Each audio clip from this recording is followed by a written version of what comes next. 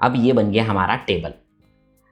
अब देखिए यहाँ पे मैं स्टैंडर्ड में जाते हुए प्लेनर पे जाता हूँ और यहाँ पे एक प्लेनर ले लेता हूँ मैं यहाँ से कुछ इस तरीके से।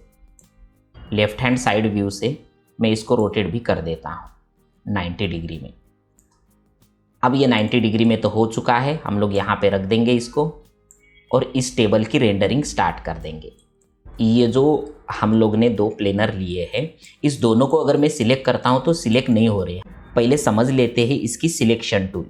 यहाँ पे क्रॉस अगर आपका सिलेक्शन रहेगा तो ही दोनों सिलेक्ट होंगे। अब यहाँ पे भी इनकी स्केल बढ़ा देता हूँ मैं और थोड़ा सा पीछे ले लेता हूँ। लेफ्ट हैंड साइड व्यू में आते हुए मैं इसको और भी ऊपर ले लेता हूँ कुछ इस तरीके से। ओके, अब यहाँ मटेरियल देने के लिए आपको मटेरियल एडिटर में क्लिक करना होगा, नहीं तो कीबोर्ड पे सिंपली M प्रेस करने से भी ये मटेरियल एडिटर आपका आ जाएगा। अब यहाँ पे इस मटेरियल में मैं वुड डालना चाहता हूँ। अब देखिए कुछ मटेरियल मैंने यहाँ डाउनलोड करके रखे हैं इस फोल्डर में। इसके टाइल्स वाले फोल्डर में मैं जाता हूँ और यहाँ से मैं इसकी व्यू साइज बड़ी कर लेता हूँ, तो मेरी कुछ इस तरीके की टाइल्स है और ये मैंने डाउनलोड कर दिया है इस वेबसाइट से www.all3dfree.net। इस वेबसाइट से ये मटेरियल डाउनलोड कर दिया है। अब यहाँ से इस फोल्डर को ये सारे मटेरियल जो है, टेक्सचर जो है, यहाँ ऊपर क्लिक करते हुए कॉपी कर देता हूँ। अब जैसे ही कॉपी करूँगा 3ds Max सॉफ्टवेयर में मुझे आना है और यहाँ आने के बाद यहाँ पे मटेरियल के ऊपर क्लिक कर गेट मटेरियल के ऊपर क्लिक कर देता हूँ और यहाँ आने के बाद इस ट्रायंगल वाले ऑप्शन पे क्लिक करते हुए मैं ओपन मटेरियल लाइब्रेरी के ऊपर क्लिक कर देता हूँ और यहाँ पे इसको पेस्ट कर दूंगा। पहले तो मैं ओके कर दूंगा, फाइल नेम ये ऑटोमेटिकली आ जाएगा। अब यहाँ पे क्लिक करते हुए मैं ओपन कर दूंगा तो ये मटेरियल यहाँ रिफ्लेक्ट नहीं होगा, यहाँ होगा। अब इसको जैसे ही डबल क्लिक करेंगे कारपेट को तो यहाँ पे वो दिखाई देगा। अब देखिए ये जो मटेरियल है इसके जो टेक्सचर्स है वो अभी तक नहीं आए हैं। ये आने के लिए आपको जाना होगा फाइल मेन्यू में, रेफरेंस में, और यहाँ से आपको एसेट ट्रैकिंग के ऊपर क्लिक करना होगा। रिफ्रेश वाले टूल के ऊपर क्लिक करना है तो उसकी कुछ टेक्सचर्स है जो मिसिंग बताएगा। आपको सबको सिलेक्ट कर देना है शिफ्ट या कंट्रोल के ज़रिए। आपको राइट क्लिक कर देना है, सेट पाथ के ऊपर क्लिक करते हुए यहाँ पे पेस्ट कर देना है तो ये मटेरियल यहाँ पे दिखाई देगा। देखो अब इसी मटेरियल को हम लोग यहाँ पे नीचे अप्लाई कर देंगे इस फ्लोर के ऊपर। तो देखिए हमारा जो मटेरियल है वो यहाँ पे अप्लाई हो चुका है। अब इसकी टाइलिंग कम करने के लिए हमें करना क्या होगा, इस M वाले ऑप्शन पे क्लिक करना है। अब ये जो टाइल्स है इसकी जो टाइलिंग आपको यहाँ से 5 करना है दोनों जगह पे, तो इसकी स्केल देखो मैनेज हो जाएगी। अब इसकी और भी साइज़ आप कम करना चाहते हो टाइलिंग की तो कर सकते हो। मैं फिर से आता हूँ गो टू पेरेंट्स में। अब गो टू पेरेंट्स में क्लिक करते ही मैं पहले वाले ऑप्शंस पे मैं फिर से आ जाता हूँ। अब इस टेबल को भी मैं मटेरियल देना चाहता हूँ, उसके लिए मुझे फिर से फोल्डर में जाना है। मटेरियल वाले फोल्डर में देखो वुड नाम का एक मैंने टेक्सचर डाउनलोड करके रखा है। मैं डबल क्लिक कर देता हूँ। यहाँ पे वुड वाले टेक्सचर को मैं यहाँ ऊपर से इसका एड्रेस में यहाँ पे कॉपी कर दूंगा और मिनिमाइज। अब यहाँ पे मैं इस मटेरियल में ये डालना चाहता हूँ तो आपको यहाँ पे गेट मटेरियल पे क्लिक करते हुए मैं यहाँ पे ओपन मटेरियल लाइब्रेरी पे जाते हुए यहाँ पे पेस्ट कर दूंगा वो एड्रेस। डबल क्लिक करके यहाँ पे ओके कर दूंगा इस जगह पे तो मटेरियल यहाँ दिखाई देगा। और फाइल मेन्यू में यहाँ पे एसेट ट्रैकिंग शॉर्टकट की शिफ्ट T है उसकी, फिर से रिफ्रेश में जाता हूँ और ये मिसिंग फाइल को सिलेक्ट करते हुए मैं यहाँ पे सेट पाथ कर देता हूँ और यहाँ पे पेस्ट। अब देखो ये फिर से मटेरियल दिखाई दे रहा है।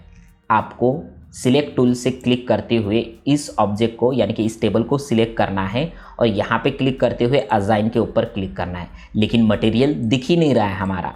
इसके लिए आपको यहाँ पे शो मटेरियल के ऊपर क्लिक कर देना है, तब ये मटेरियल दिखना स्टार्ट हो जाएगा।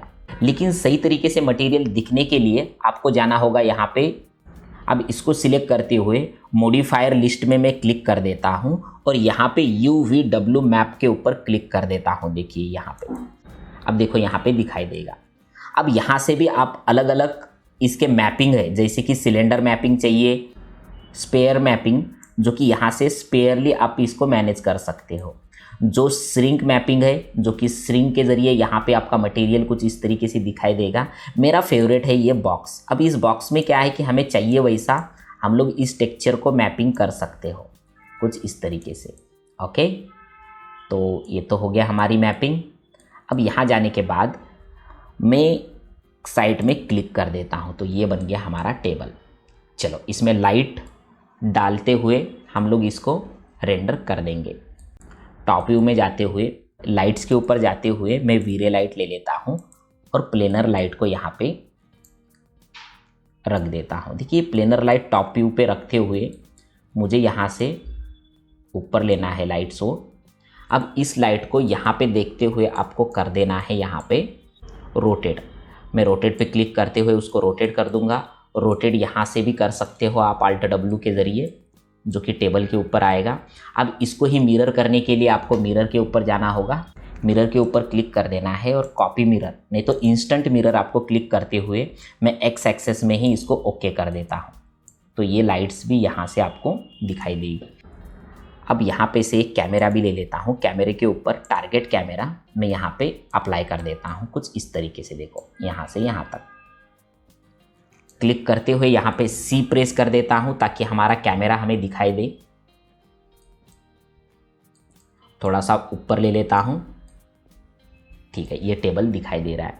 थोड़ा सा हमें जिस तरीके से हमें, अगर ये कैमरे के ऊपर आप सिलेक्ट हो और राइट क्लिक करके आपको इस कैमरे के ऊपर राइट क्लिक करके आपको सिलेक्ट द टारगेट क्लिक करते हुए इसका टारगेट भी आप यहाँ पे मैनेज कर सकते हो कि जितना आपको टारगेट चाहिए उतना मिल जाएगा।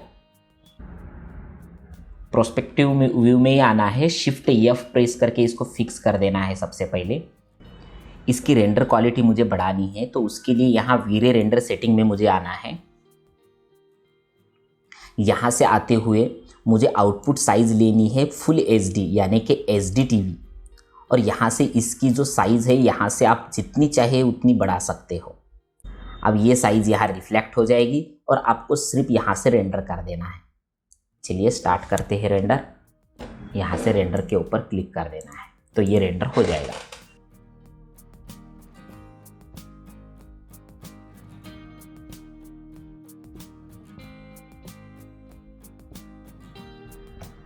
ये बन गया आपका रेंडरिंग। ऐसा ही 3ds Max में ये सारी चीज़ें हम लोग स्टेप बाय स्टेप सीखेंगे। इसके बाद के आने वाले लेक्चर्स आप ज़रूर देखिएगा, उसमें और भी अच्छी तरीके से एक्सप्लेन किया गया है। Okay, thank you.